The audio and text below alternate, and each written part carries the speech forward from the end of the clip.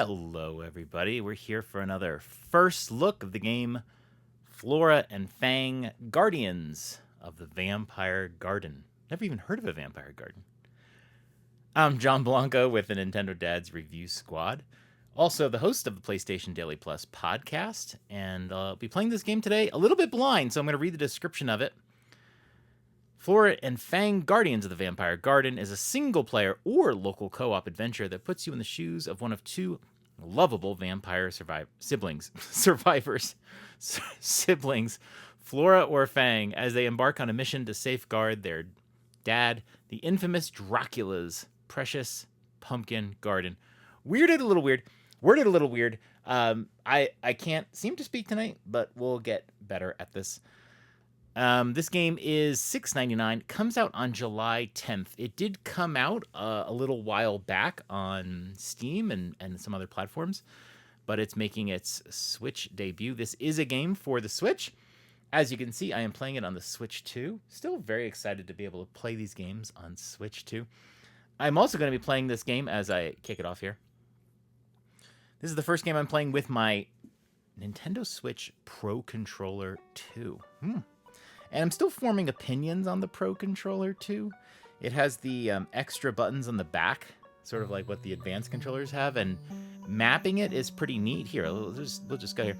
So you can map any button to it. So I could say GL, which is the button on the left side. Basically, my middle finger can press it the way I hold the controller. I can map it to anything I want. So if I want to map it to like the triggers, I can do that. I think it's really cool. I'm going to look for uses of it, but that's all on the side. Let's play Flora and Fang. I am going to be doing one player, so we won't be able to see two player. I don't have a second player. But let's see. Okay, so you can change it between between first player and second player here. One player and two player here by pressing up and down on the D-pad. Let's take a look. Has a nice little look to it. In a land of darkness and moonlit skies, where wolves and owls sing lullabies, lived two young siblings, known far and wide, whose gardening skills could not be denied. Which one is Flora? Their father called them near to say, That's the "My girl? children, I must go away.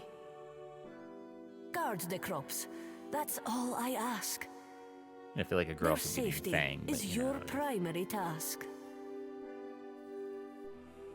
As the moon rose high and night drew near, a buzzing brought a sting of fear.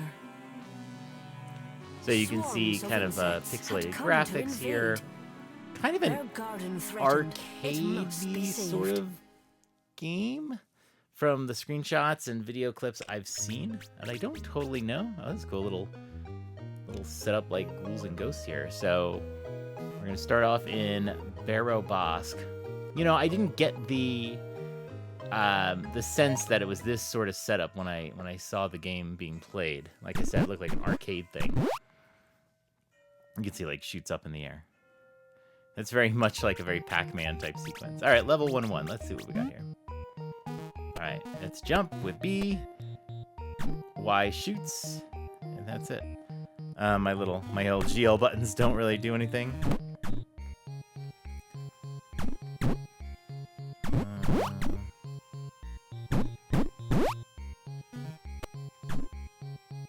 Okay, so I am protecting the garden, so there's nothing I need to do with these pumpkins here.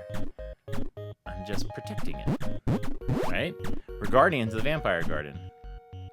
I keep thinking I need to do something, but I'm just spraying these insects away. Oh, I was grabbing one. Okay. Oh no, it's still grabbing one. Okay. Oh, look, it fell on the platform. That's interesting. I'm losing hearts. I'm losing a pumpkin. But it's just gone, man. Gotta let it go.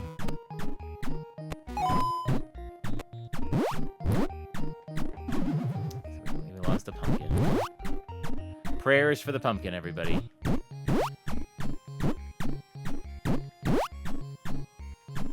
I gotta say, graphically, it's very cute. The animations are really smooth. It doesn't... It kind of feels like, what's that game? Animal Well? Has that sort of filter to it. I assume maybe they're both built in the same gaming engine. But it has kind of a nice little look to it. Gameplay-wise, I don't know. Little kind of... Ooh, did I die? Oh my good. Oh my gosh. Still can't talk well. A little repetitive here. Am I supposed to... How long am I supposed to do this for? I feel like I was just spraying, but okay, I'm gonna try to jump onto the platform. Oh, I gotta jump and hit them. Well, that makes it easier. Yeah, because I was wondering, I was just spraying like non-stop. Okay, so once they're consumed, okay, that's much better. Yeah, I was gonna say the gameplay is kind of ruining kind of a pretty looking game, you know. I'm really curious to see like the level progression as well. I kind of felt like in the trailer they were showing like all of these like different like levels. Like what's that game that hasn't come out to Switch yet that I'm interested in? I can't remember, but it was like all these like fake sort of old school console games, and I don't know, there's a whole story behind it. I haven't played it, but I really want it to come to Switch. Anyway, I don't know how interesting that story is without telling the title, but that's what I kind of thought this was. But oh, got a treasure. Woo! Okay, so that was a bit better. Like I had a goal there and I accomplished it, so I'm feeling good about that. Not the most exciting gameplay so far with, you know, pumpkin saved, but I got an S ranking. Feeling pretty good about that. All right, let's continue. So, okay, so there's the S rank right there. So we're gonna move on to this one. Let's see how things change. Oh, that's exactly what I just did. Now, this game is $6.99, so that does suggest to me that it's not a long game. I don't know how many hours it will be, but it does suggest to me it's not a long game, and maybe the gameplay is maybe just this simple. But I've seen games like this. I've reviewed some of them as well, and what happens is, you know, you put together a little gaming concept, but graphically the games just don't seem very appealing, and so you're playing it and you become like sort of visually disinterested. And you know, people may not want to admit that, you know, the graphics matter, it's the gameplay, but you can take a game that has mediocre gameplay, but because graphically it's, you know, it's just pleasant to look at, it can go a long way towards this. So like I said, this game is really pleasant to look at. It's not gonna win graphics awards, but it also is easily could. Oh, look at that! I got like a power up. Come on! It's not gonna win. It's not gonna win like best graphics award or anything like that. I'm not saying that, but it's very polished. I'm trying to figure out. Oh, I died again. I'm trying to figure out what I can map my controller things to. But there's only 2 buttons. I guess I could map it to B and try that.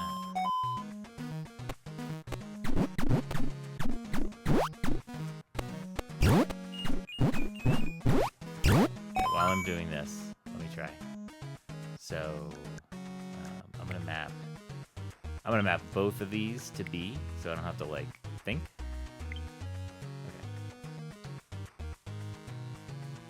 Now I'll be able to jump by pressing these trigger buttons. Yeah, I mean, I don't love it or anything. I just wanted to try it.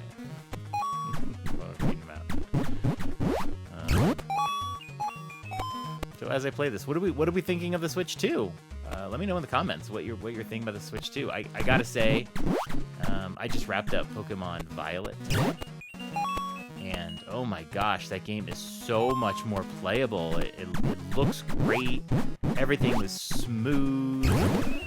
That game really, like, they really fixed it.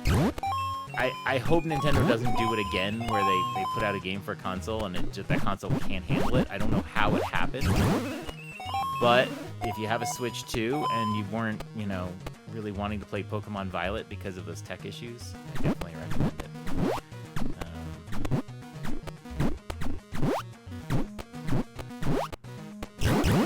Woo! Woo, woo, woo, woo! Oh, did I do it? Treasure chest? No treasure chest. How come I didn't get a treasure chest? It's rude. Alright, let's do one more level here. So we have 2 S ranks. Let's do the Pumpkin Gorge. So, I mean, as we go to this 3rd level... Oh, can I pick up the pumpkins now? Maybe I can reposition them? No,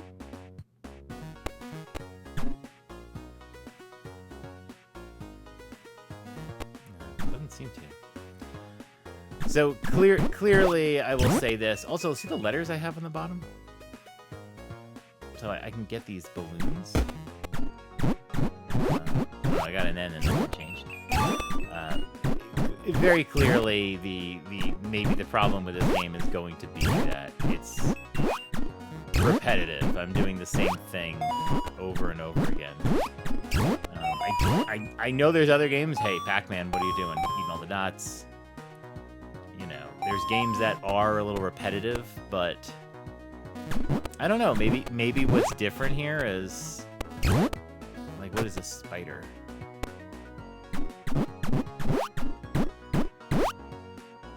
Maybe there's a lack of strategy in, like, my motion. You know, I play Pac-Man. I'm trying to avoid the ghosts while getting all the dots. That's the challenge. But here, I'm kind of just waiting for these bees. And maybe it's a little passive, I guess. Maybe the feel I'm getting. There's a treasure chest. Is it a time-based thing?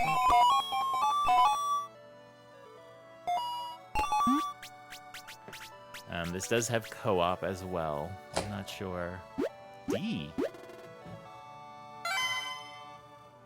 That's weird. Let's do one more level while I summarize here. Let's see if something different happens. Again, picking up the pumpkin, but I don't think you can actually do that. Very cool looking worm. Oh, we got ladders now. Interesting. And a worm. What does the worm do? Oh, it just gets mad. So I can climb the ladder. I got the spider. Oh, jeez. Try that again. So I will say this. Graphically, I think this game is very pretty.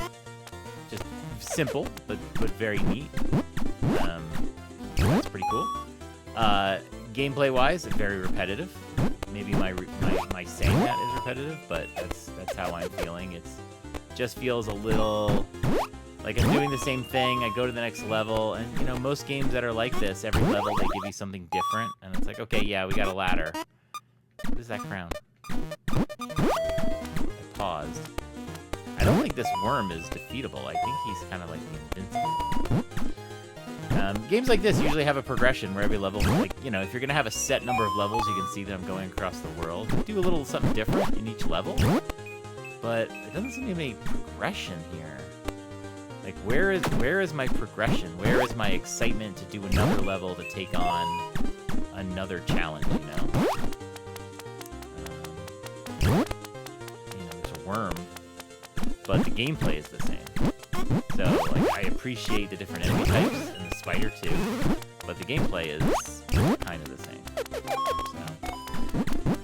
So again, this is Flora and Fang, Guardians of the Vampire Garden. It's $6.99 on Nintendo Switch or Nintendo Switch 2. There's only the one Nintendo Switch version, and yeah, it comes out July 10th. So you know, this might be something I think a kid might like. For sure. I feel like it's made... Oh, he's eating the pumpkin. I feel like maybe it's a little too repetitive. So that was me hitting my Pro Controller button accidentally, and I jumped into the worm. not good. Yeah, maybe a little bit repetitive for an adult, but you know, simple controls for a kid. Shoot the little puff with A, jump with B.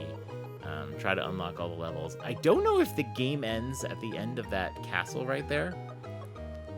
For $6.99, maybe it does, but I couldn't tell you. And you can play co-op. Play co-op with your kid as well. That might be something that you're interested in. So there you go. Thanks for watching that one. Again, I'm John Blanco, Nintendo Dad's Review Squad. I've done a lot of these reviews lately. Happy to get to know you. Leave a comment what you think of this game. And then you can also catch me on the PlayStation Daily Plus podcast, where I talk about PlayStation games. And that's it. Thanks for watching. Later, everybody.